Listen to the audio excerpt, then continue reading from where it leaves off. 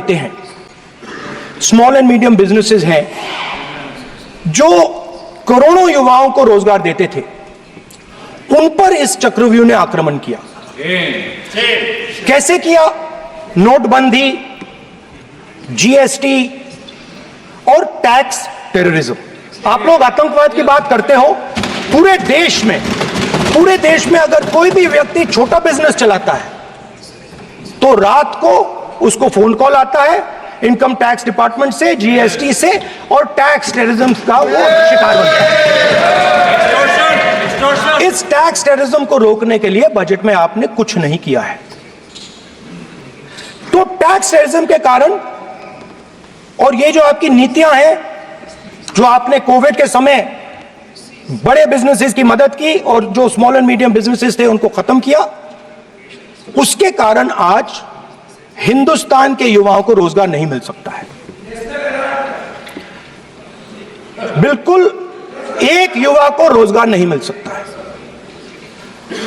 अब finance minister बैठी हैं, अब युवाओं के लिए आपने क्या किया?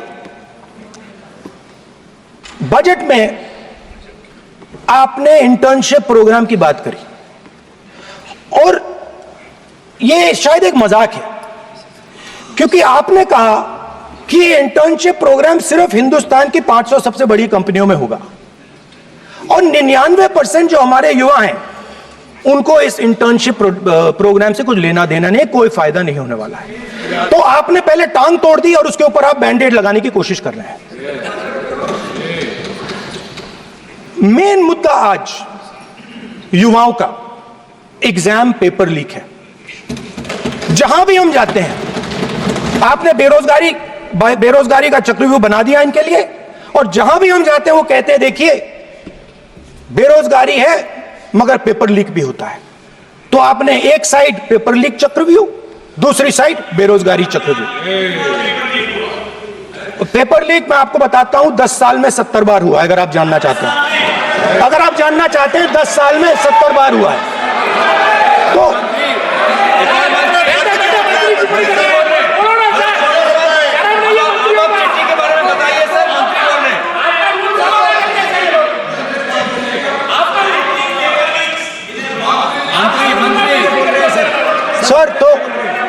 सर तो पेपर लीक के बारे में फाइनेंस मिनिस्टर ने बजट में एक शब्द नहीं कहा है। युवाओं के लिए पेपर लीक सबसे जरूरी मुद्दा है, उन्होंने एक शब्द नहीं कहा है पेपर लीक के बारे में। एक बार उन्होंने पेपर लीक नहीं कहा, और उल्टा जो एजुकेशन बजट में पैसा देना चाहिए था वो आपने 20 साल में सबसे कम पैसा दिया है। 2.5% of budget is gone to education. Sir दूसरी तरफ आपने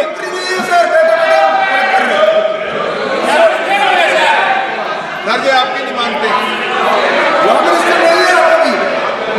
सर, ये रनिंग कमेंट्री कर रहे हैं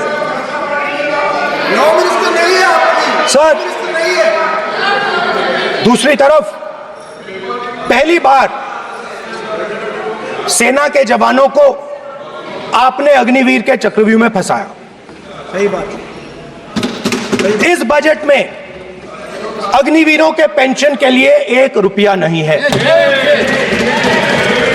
आप अपने आप को देशभक्त कहते हो, मगर जब अग्निवीरों की मदद करने की बात आती है, जवानों को पैसा देने की बात आती है, तो बजट में आपको 1 रुपया नहीं दिखाई देता। उनकी पेंशन के लिए 1 रुपया आपने नहीं दिया। तो उनको आपने अग्निवीर के चक्रव्यूह में फंसाया। उसके बाद सर जो अन्नदाता हैं वो चक्रव्यूह से निकलने के लिए, आपके चक्रव्यूह से निकलने के लिए जो आपने बनाया 3 काले कानून, जमीन अधिग्रहण बिल को आपने कमजोर किया, उनको आप सही दाम नहीं देते हो। इस चक्रव्यूह से निकलने के लिए उन्होंने आपसे सिर्फ एक चीज मांगी है, 2 चीजें नहीं मांगी है, सिर्फ एक चीज मांगी है। उन्होंने कहा है कि हमें लीगल गारंटीड एमएसपी देगा। आपने उनको बॉर्डर पे बंद कर दिया, रोक दिया, आज तक रोड बंद है। आप उनसे बात करने को तैयार नहीं है। वो यहाँ आए, मुझसे मिलने आए, आप उनको अंदर नहीं आने दे रहे थे। माननीय सदस्य, आप सदन में असत्य नहीं कहे। आप वो आप देखिए, एक मिनट, हाँ चलिए, चलो,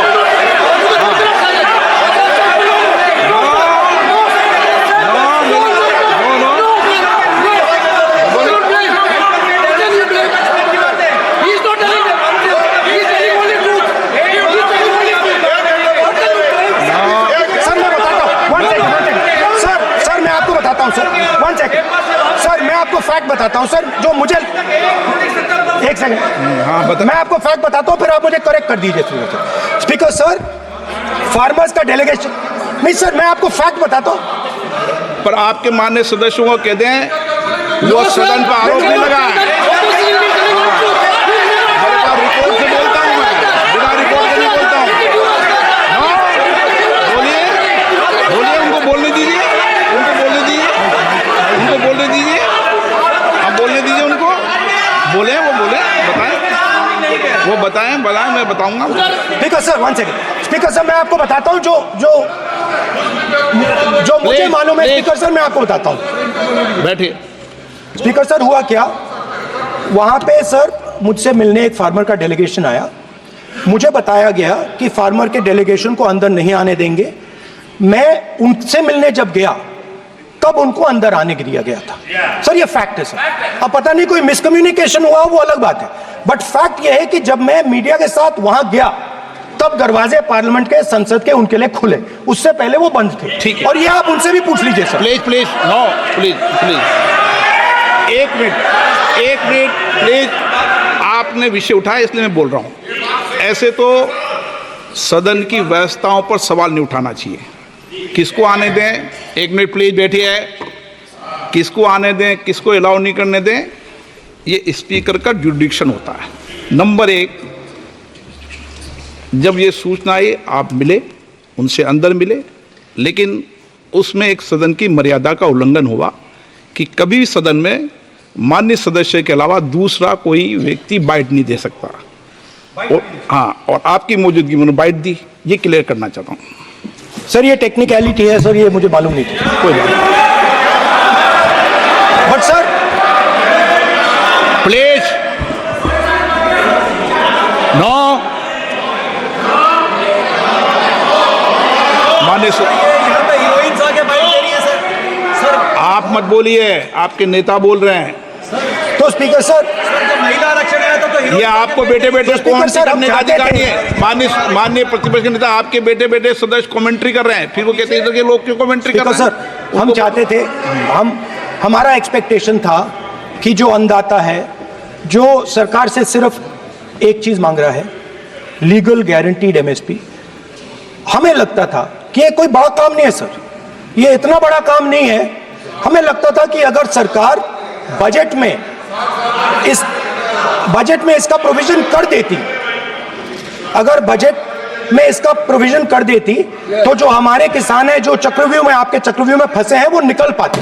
ये हमारी थिंकिंग थी, मगर आपने नहीं किया। तो मैं यहां इंडिया गठबंधन के तरफ से गारंटी देता हूं कि हम ये काम करके दिखा देंगे। जो आपने अपने बजट में नहीं किया, वो मैं हिंदुस्तान के सब किसानों से कहना चाहता हूं, गारंटीड लीगल एमएसपी हम इस सदन में पास करके आपको देंगे। स्पीकर सर, जो मिडिल क्लास है सर, वो प्रधानमंत्री को, अच्छी बात बोलो,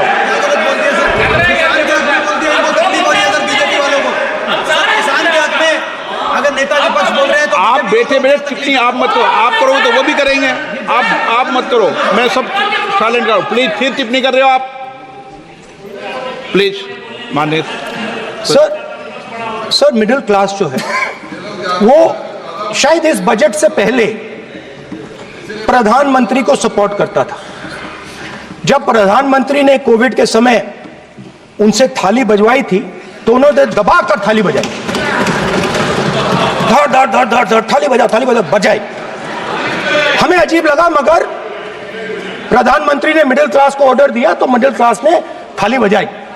उसके बाद उसके बाद प्रधानमंत्री ने उसी मिडिल क्लास से कहा मोबाइल फोन की लाइट जलाओ, और मोबाइल फोन की लाइट जली। मिडिल क्लास ने, पूरे हिंदुस्तान में मिडिल क्लास ने मोबाइल फोन की लाइट जला दी। अब इस बजट में आपने उसी मिडिल क्लास के एक छुरा पीठ में मारा, दूसरा छुरा छाती में, एक इधर मारा और एक इधर मारा।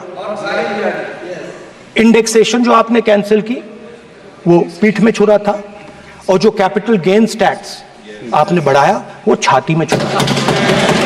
आपने long term capital gains tax को 10% से 12.5% किया, यहां छाती मारी, यहां छुरी मारी, और शॉर्ट टर्म को 15 से 20% छुरी मारी।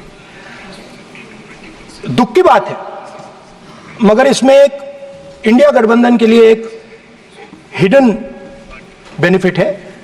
मिडिल क्लास अब आपको छोड़ने जा रही है और इस साइड आ रही है। तो मेरा कहना है, जहां भी आपको मौका मिलता है आप चक्रव्यूह बना देते हो।